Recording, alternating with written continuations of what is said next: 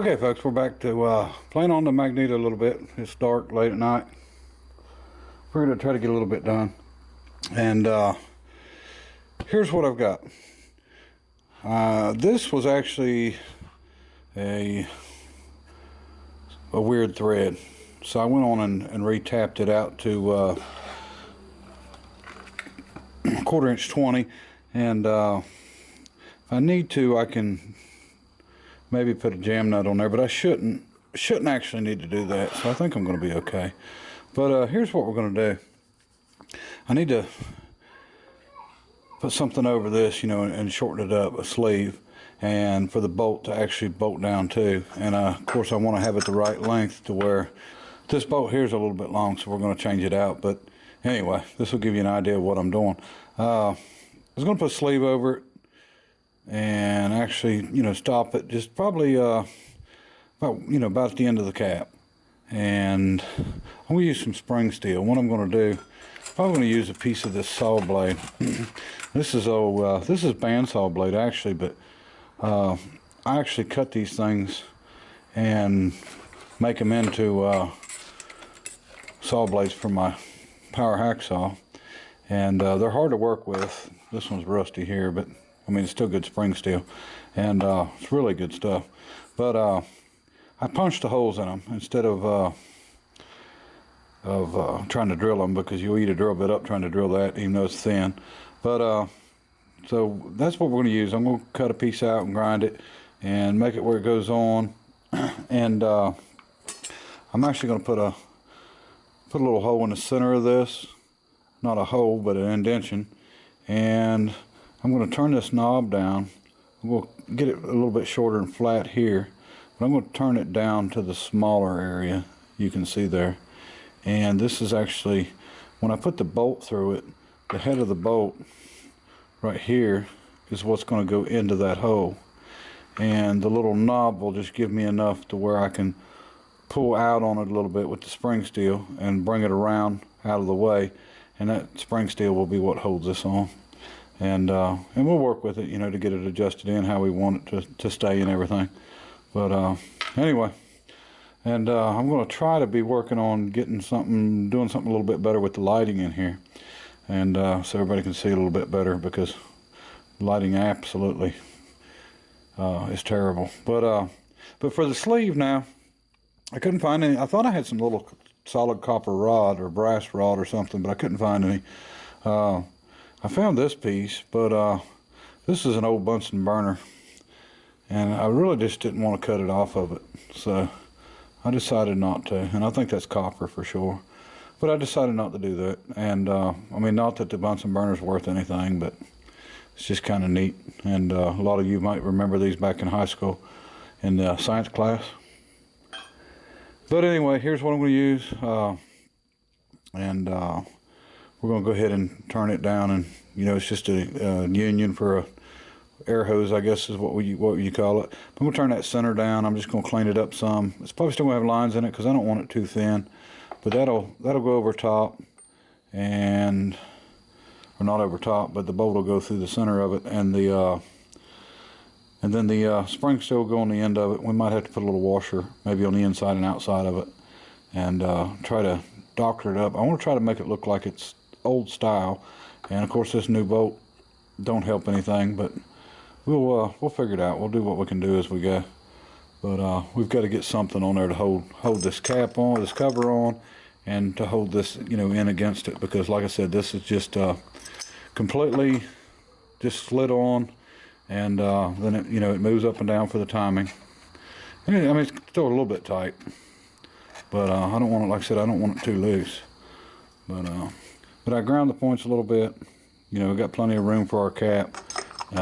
I've still got to drill the hole and thread it for the screw for the points adjustment. We're going to work on that, and I'm still trying to figure out what we'll do on the other end. We've got these two bolts, which are shoulder bolts. They look like they would be big, but they're actually pretty small on the other end. And we got two down here. I was thinking about making an extension to come out and to go up and actually make it into a bearing housing and have it a bearing on it. and then the shaft to come through, and I can make a shaft that actually on one end goes directly inside of this hole and has the two ears on it to come out to drive it, and then turn it down to the bearing size, bring it through the bearing, and if I pushed it in there, then I wouldn't have to worry about it walking in if I went in all the way to the nut here.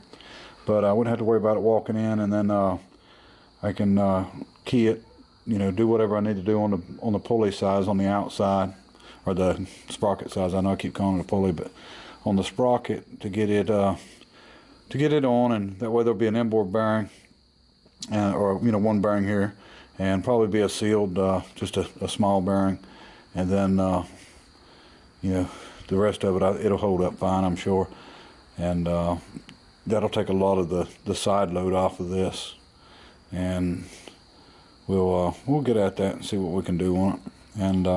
And I could make it a little thicker and use 2 thin bearings, but I mean, if you get one decent bearing, it should work. And I keep a lot of bearings, a lot of new bearings, just odds and ends that usually come from Jerry's the Junk Man or somewhere like that, where I buy them, and in the boxes, but I put them up and keep them. But anyway, let me get back at it. I'm gonna see if I can get this other side finished up, and we'll jump on the other end of it. All right, show you more. Okay, I got conned here. I thought that was brass, the brass plated, so I didn't use it. I found another one. I turned it down to what I want, and that'll make a nice little knob, and we got a screw to put in the back side. That way we can center it on that cap. And I've got this turned down. Of course, it was a little thicker than I thought it was, but we've got it turned down. Gotta clean it up some more. I mean, I don't want to finish cleaning this stuff until I get it fabricated and done. But we'll go ahead and get our spring steel cut this bushing off a little bit, get everything set up right to be able to work it like it ought to be. I think I'm going to try to chuck this back up, or maybe I'll set it up in the mill or something and just put a center right in it, just a little ball where that little nut will fit in there, or the head of that bolt will actually fit in there. So, or head of the screw, excuse me, but right in the center, and that should do it. Anyway, let me get back at it and see if we can get this finished up here. Okay, folks, we're back working on the magneto for our engine build. Been working on the top kick, rollback, the white one you've seen the videos on, and I've been working on getting ready for that next rat rod build.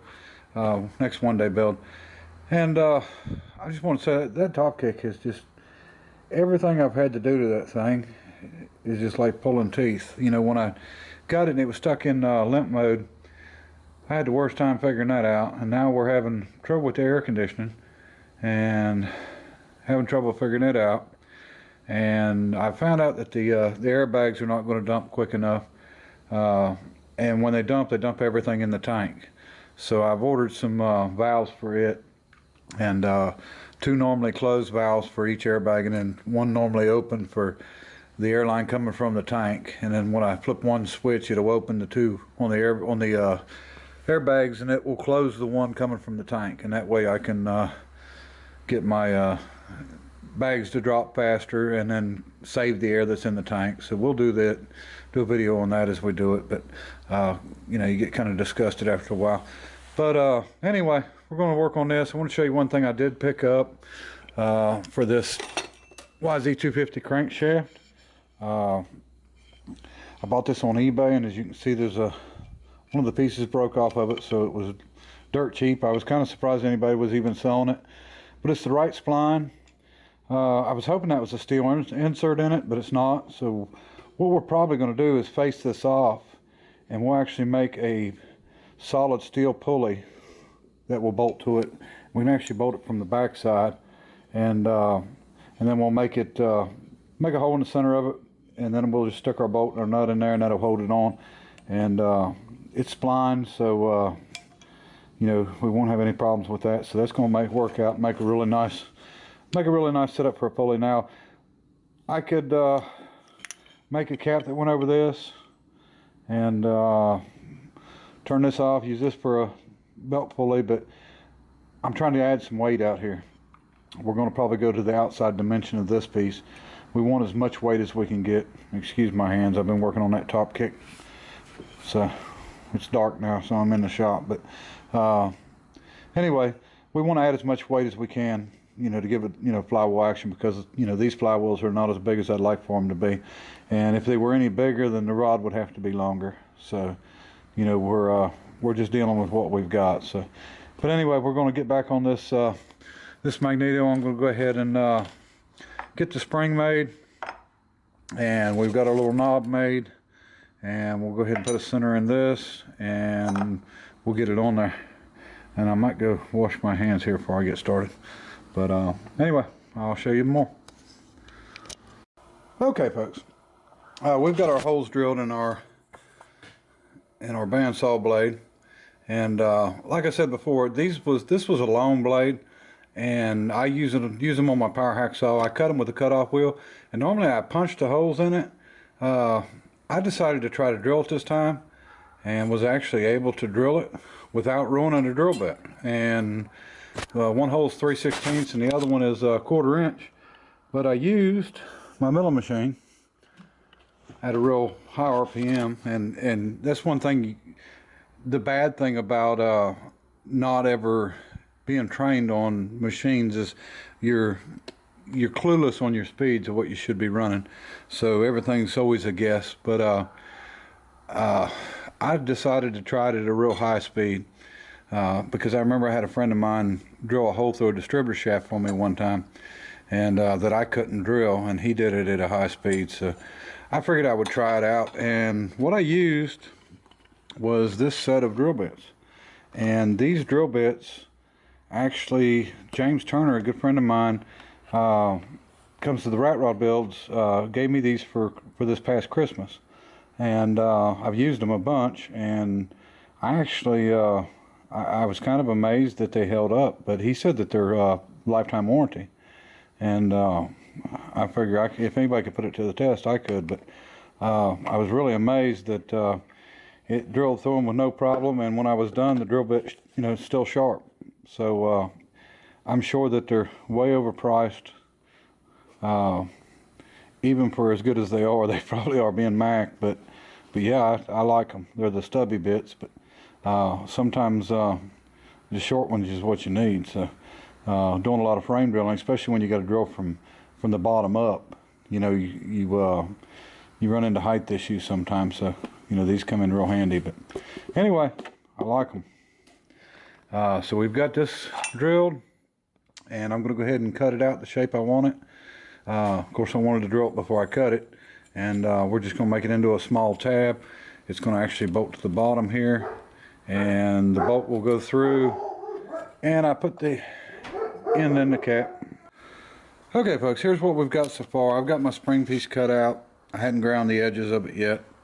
Got the knob, the screw shortened for it. As you can see, it's in there, and should be able to shorten this bushing up, and we'll be able to see it work. I think I'll make this the same as the cover here, and then it should spring a little bit and fit right into place.